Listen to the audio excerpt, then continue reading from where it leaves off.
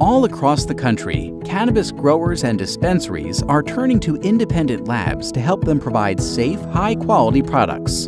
Contaminant testing is a critical part of the quality control services they provide. Routine contaminant testing for cannabis includes screening for pesticides, residual solvents, heavy metals, and aflatoxins or mycotoxins.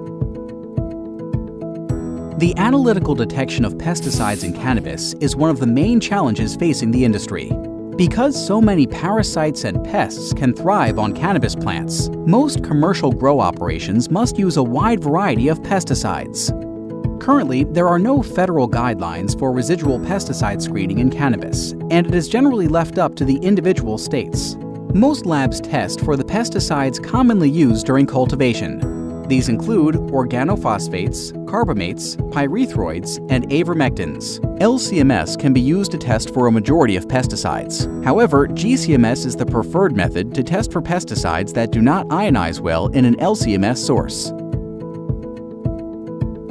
Residual solvents are chemicals left over after completing the process used to extract cannabinoids and terpenes from the plant.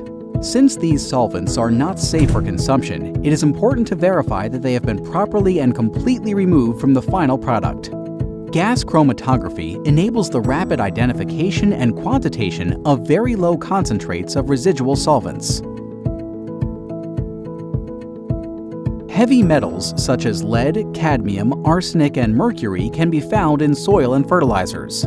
As cannabis plants grow, they can take up these metals from the soil. Proper testing should include screening to ensure that cannabis products are free from toxic concentrations of the hazardous metals. However, requirements vary from state to state, so make sure to check your local regulations. The best way to detect trace metals in plant material is by inductively coupled plasma mass spectrometry, ICP-MS. ICP-MS is the most sensitive method and is preferred by QC labs. Thorough cannabis contaminant testing should include mycotoxin and aflatoxin analysis.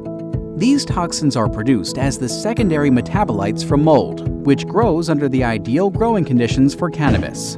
There are regulations currently in place that set allowable limits of these microorganisms in food.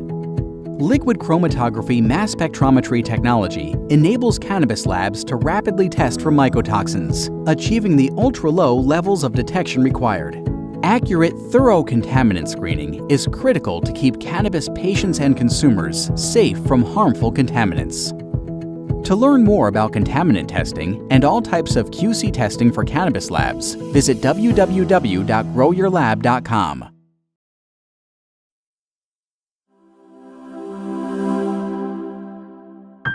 Excellence in science. Shimazu.